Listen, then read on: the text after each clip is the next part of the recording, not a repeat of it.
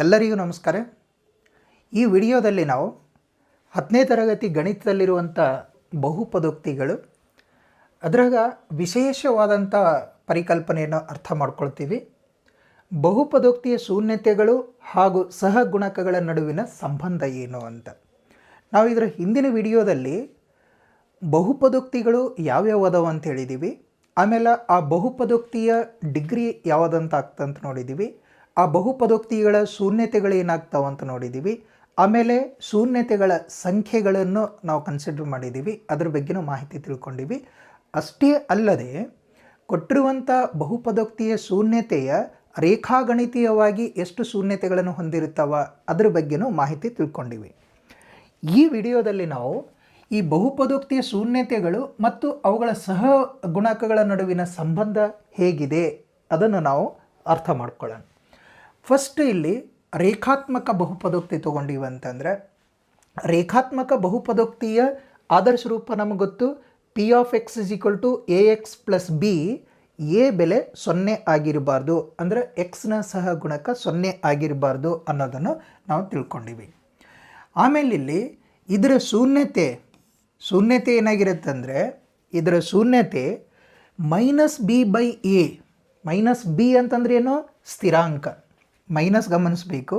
B ಅಂತಂದರೆ ಸ್ಥಿರಾಂಕ. ಆಮೇಲೆ ಎ ಅಂತಂದರೆ ಎಕ್ಸ್ನ ಸಹ ಗುಣಕ. ಇದಕ್ಕೆ ಇದರ ಶೂನ್ಯತೆ ಏನಾಗಿರುತ್ತೆ ಅಂತಂದರೆ, ಶೂನ್ಯತೆಯು ಈ ಕೊಟ್ಟಿರುವಂಥ ರೇಖಾತ್ಮಕ ಬಹುಪದೋಕ್ತಿಯ ಏನಂತಿರುವ ಅದಕ್ಕೆ ಸಹಗುಣಕದ ಅನುಪಾತಕ್ಕೆ ಈ ರೀತಿಯಲ್ಲಿ ಈಕ್ವಲ್ ಇರುತ್ತೆ. ಇದಕ್ಕೆ ಈಕ್ವಲ್ ಇರುತ್ತೆ. ಫಾರ್ ಎಕ್ಸಾಂಪಲ್ ನೋಡಿ, ಈಗ ಒಂದು ಎಕ್ಸಾಂಪಲ್ ನಾವು ರೇಖಾತ್ಮಕ ಬಹುಪದೋಕ್ತಿ ತಗೊಳ್ಬೇಕು ಅಂತಂದರೆ, ಈಗ ಒಂದು P of X is equal to ಇದರಲ್ಲಿ ಒಂದು 3x ಮೈನಸ್ 6 ಅಂತ ತೊಗೊಳ್ತೀನಿ. ಮೈನಸ್ ತೊಗೊಳ್ಳೋಣ, ಬೇಕಾದ್ರೆ ಇದನ್ನು ಪ್ಲಸ್ ಅಂತ ತೊಗೊಂಡ್ರೂ ನಾವು ನೋಡೋಣ ಅಂತ ಹೇಗಾಗುತ್ತೆ. P of X is equal to 3x plus 6 ಆಯಿತಾ. ಇದು ಯಾವ ಬಹುಪದೋಕ್ತಿ? ರೇಖಾತ್ಮಕ ಬಹುಪದೋಕ್ತಿ. ಇದರಲ್ಲಿ ಇದರ ಆದರ್ಶ ರೂಪ ನಾವು ಗಮನಿಸೀವಿ. ಎ ಎಕ್ಸ್ ಪ್ಲಸ್ ಬಿನಲ್ಲಿರುತ್ತೆ ಅಂಥೇಳಿ. ಎ ಅಂತಂದರೆ ಎಕ್ಸ್ನ ಸಹಗುಣಕ ಅಂತ ಗೊತ್ತಾ? ಎ ಅಂತಂದರೆ ಎಕ್ಸ್ನ ಸಹಗುಣಕ ಎಷ್ಟಾಗತ್ತೆ ಇದರಲ್ಲಿ? 3. ಬಿ ಅಂತಂದರೆ ಎಷ್ಟಿದ್ರ ಸಹಗುಣಕ ಯಾಕೆ? ಬಿ ಅಂತಂದರೆ ಸ್ಥಿರಾಂಕ ಇದು, ಯಾಕಂದರೆ 6 ಇಲ್ಲೇ ಯಾವುದು ರೇಖಾತ್ಮಕ ಬಹುಪದೋಕ್ತಿಯಲ್ಲಿ. ಬಿ ಅಂದರೆ ಸ್ಥಿರಾಂಕ. ಎಷ್ಟಾಗಿದೆ? ಇದು 6 ಆಗಿದೆ. ಓಕೆನಾ? ಈಗ ನಮಗೆ ಗೊತ್ತಿರುವ ಹಾಗೆ ಇದರ ಶೂನ್ಯತೆ ಕಂಡುಹಿಡಿಬೇಕು ಅಂತಂದ್ರೆ ಹೇಗೆ ಕಂಡುಹಿಡಿಬೇಕು ಅಂತಂದ್ರೆ ನೋಡಿ, ಇದನ್ನು 3x ಪ್ಲಸ್ 6 ಅಲ್ಲ, ಅಂದರೆ ಇದು 0 ಆಗಬೇಕಲ್ಲ. ಇದ್ರ ಬೆಲೆ 0 ಆಗಬೇಕಂದ್ರೆ ಹೇಗೆ ಬರಿತೀವಿ ನಾವು? ಇದನ್ನು 3x ಪ್ಲಸ್ 6 0 ಆಗಬೇಕಲ್ಲ, ಶೂನ್ಯತೆ ಕಂಡುಹಿಡಿಬೇಕಲ್ಲ. ಹಾಗಾಗಿ ಈಸಿ ಆಗತ್ತೆ ಈ ಮೆಥಡ್ ಅಂತ ಹೇಳಿದ್ದೀನಿ. ನಾವು ಟೆಸ್ಟನ್ನು ಮಾಡ್ಬೋದು. ಎಕ್ಸ್ ಅಂತ 1 ಹಾಕಿ ಆದೇಶ ಮಾಡಿ ಅದನ್ನು ಪರೀಕ್ಷೆ ಮಾಡೋದು, 2 ಆದೇಶ ಮಾಡಿ ಪರೀಕ್ಷೆ ಮಾಡೋದು, ಹೀಗೆ ವಾಸ್ತವ ಸಂಖ್ಯೆಗಳನ್ನು ಆದೇಶ ಮಾಡಿ ಪರೀಕ್ಷೆ ಮಾಡ್ಕೊತ ಹೋದ್ರೆ ಡಿಲೇ ಆಗುತ್ತೆ. ಶೂನ್ಯತೆ ಕಂಡುಹಿಡಿಲಿಕ್ಕೆ ಈಸಿ ಆಗಲ್ಲ. ಹಾಗಾಗಿ ಶೂನ್ಯತೆ ಕಂಡುಹಿಡಿಬೇಕು ಅಂತಂದರೆ ಇದ್ರ ಪಿ ಆಫ್ ಎಕ್ಸ್ ಬೆಲೆ 0 ಬರಬೇಕಾಗ್ಯದ, ಹೌದಲ್ಲ? ಹಾಗಾಗಿ ನಾನೇನು ಬರೆದೀನಿ, ಇದನ್ನು 3x ಪ್ಲಸ್ 6 ಬರೆದು ಪಿ ಆಫ್ ಎಕ್ಸ್ ಬೆಲೆ 0 ಅಂತ ಬರೆದೀನಿ. ನೋಡಿ, ಇದನ್ನು ಹೀಗೆ ಕಂಡುಹಿಡಿಬೋದಾ? ಎಕ್ಸ್ ಬೆಲೆ ಬೇಕಲ್ಲ ನನಗೆ, ಯಾಕಂದ್ರೆ ಇದ್ರ ಬೆಲೆ 0 ಎಷ್ಟು ಬೆಲೆ ಹಾಕ್ತೀವಿ, ಹಾಕಿದ ಮೇಲೆ ಇದ್ರ ಬೆಲೆ 0 ಬರಬೇಕಾಗಿದೆ, ಹೌದಲ್ಲ? ಹಾಗಾಗಿ ಇಲ್ಲಿ ಎಕ್ಸ್ ಬೆಲೆಯನ್ನು ಕಂಡುಹಿಡ್ಕೊಳ್ತೀನಿ. ಅಂದರೆ ಇಲ್ಲಿ 3x plus 6 is equal to 0 ಆಯಿತು. ಇದು 3x ಇಸ್ ಈಕ್ವಲ್ ಟು ನೋಡಿ, ಈ ಕಡೆ ತಂದರೆ ಎಷ್ಟಾಯಿತು ಅಂದರೆ ಲೆಫ್ಟ್ ಸೈಡ್ ಇದ್ದು ರೈಟ್ ಸೈಡ್ ಟ್ರಾನ್ಸ್ಫರ್ ಮಾಡಿದರೆ ಎಷ್ಟಾಗುತ್ತೆ?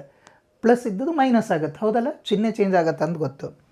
ಇಲ್ಲಿ ಎಕ್ಸ್ ಬೆಲೆ ಬೇಕು ಅಂತಂದರೆ ಇದು -6 ಅಪಾನ್ 3 ಅಂತ ಬರ್ಕೊಳ್ತೀವಿ. -6 ಅಪಾನ್ 3 ಅಂತ ಬರೀತೀವಿ. ಇದು 3 1 3 3 2 6, ಅಂದರೆ ಎಕ್ಸ್ ಇಸ್ ಈಕ್ವಲ್ ಟು ಎಷ್ಟಾಯಿತು? -2. ಅಂದರೆ ಈ ಬಹುಪದೋಕ್ತಿಯ ಶೂನ್ಯತೆ ಯಾವುದು? ರೇಖಾತ್ಮಕ ಬಹುಪದೋಕ್ತಿಯ ಶೂನ್ಯತೆ -2 ಆಯಿತು. ನೋಡೋಣ ಇದರ ಸಹಗುಣಕಗಳ ನಡುವಿನ ಸಂಬಂಧ, ಅದನ್ನು ವೆರಿಫೈ ಮಾಡೋಣ. ಇದನ್ನು ವೆರಿಫೈ ಮಾಡಿ. ಸಹಗುಣಕಗಳ ನಡುವಿನ ಸಂಬಂಧ ಅಂದರೆ ಶೂನ್ಯತೆಗಳು ನೋಡಿ ಏನಾಗತ್ತೆ ಅಂತ ಹೇಳಿದ್ದೀವಿ ನಾವು, -b/a ಈಕ್ವಲ್ ಆಗತ್ತೆ ಅಂತ ಹೇಳಿದ್ದೀವಿ, ಹೌದಲ್ಲ? ಅಂದರೆ ಮೈನಸ್ ಸ್ಥಿರಾಂಕ ಡಿವೈಡೆಡ್ ಬೈ ಎಕ್ಸ್ನ ಸಹಗುಣಕ. ಇಲ್ಲಿ ಸ್ಥಿರಾಂಕ ಅಂತಂದರೆ 6 ಆಯಿತು, ಎಕ್ಸ್ನ ಸಹಗುಣಕ ಅಂತಂದ್ರೆ 3 ಆಯಿತು. ಎಕ್ಸ್ನ ಸಹಗುಣಕಕ್ಕೆ ಎ ಅಂತೀವಿ ನಾವು ಇದರಲ್ಲಿ, ಯಾವುದು? ರೇಖಾತ್ಮಕ ಬಹುಪದೋಕ್ತಿಯಲ್ಲಿ. ನೋಡೋಣ, ಇದು -b/a ಅಂತ ಹೇಳಿದ್ದೀವಿ. ಮೈನಸ್ ಬಿ ಅಂದರೆ ಎಷ್ಟು ಅದಿಲ್ಲಿ 6 ಅದ.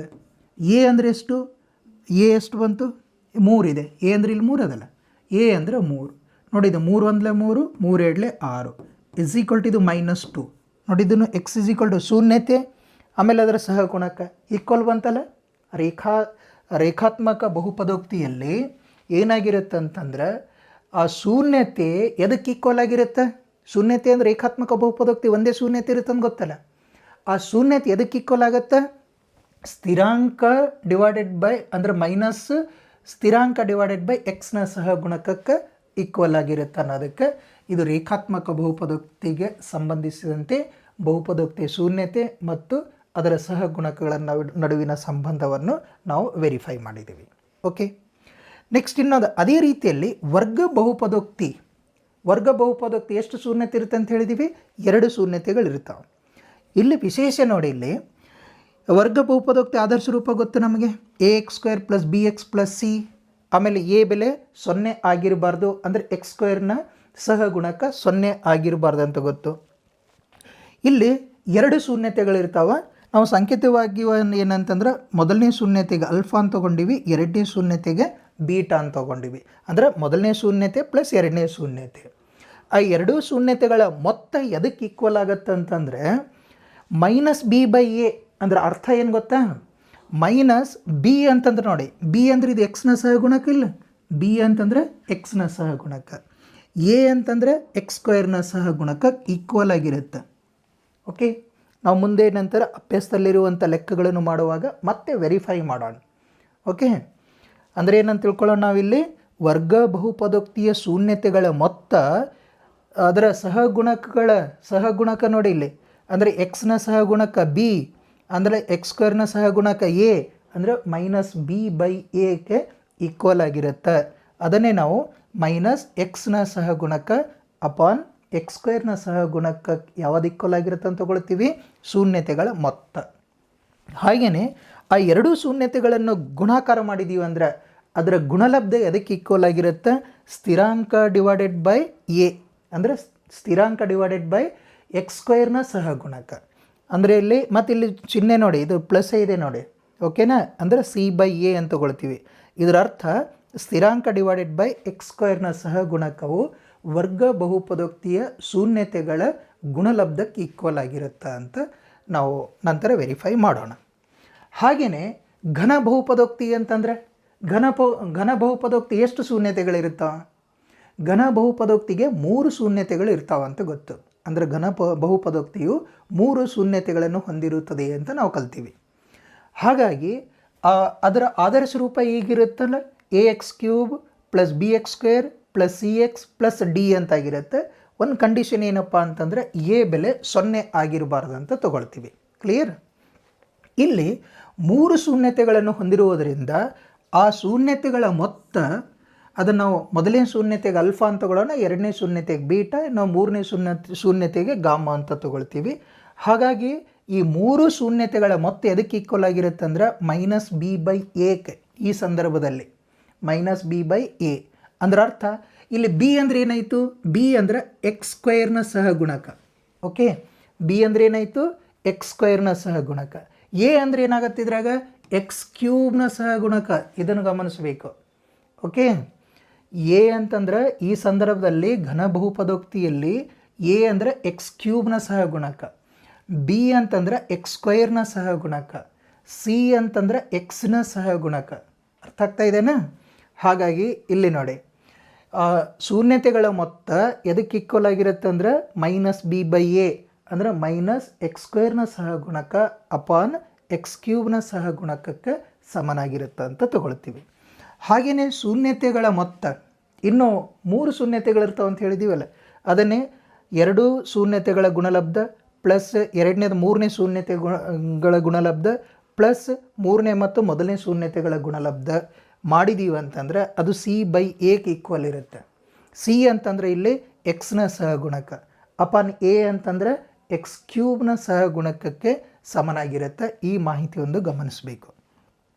ಹಾಗೆಯೇ ಆ 3 ಶೂನ್ಯತೆಗಳ ಗುಣಲಬ್ಧ ಮಾಡಿದ್ದೀವಿ ಅಂತಂದ್ರೆ -d/aಕ್ಕೆ ಈಕ್ವಲ್ ಆಗುತ್ತೆ. ಇಲ್ಲಿ -d ಅಂತಂದ್ರೆ ಏನಂತ ಹೇಳಿದೀವಿ? ಸ್ಥಿರಾಂಕ. ಎ ಅಂತಂತಂದರೆ ಎಕ್ಸ್ ಕ್ಯೂಬ್ನ ಸಹಗುಣಕ. ಹಾಗಾಗಿ ಸ್ಥಿರಾಂಕ ಅಪಾನ್ ಎಕ್ಸ್ ಕ್ಯೂಬ್ನ ಸಹಗುಣಕಕ್ಕೆ ಈಕ್ವಲ್ ಆಗಿರುತ್ತೆ. ಇದಕ್ಕೆ ಸಂಬಂಧಪಟ್ಟಿರುವಂಥ ಲೆಕ್ಕಗಳು ಬರ್ತವೆ, ನಾವು ಅಭ್ಯಾಸದಲ್ಲಿ ಅದನ್ನು ಮಾಡೋಣ.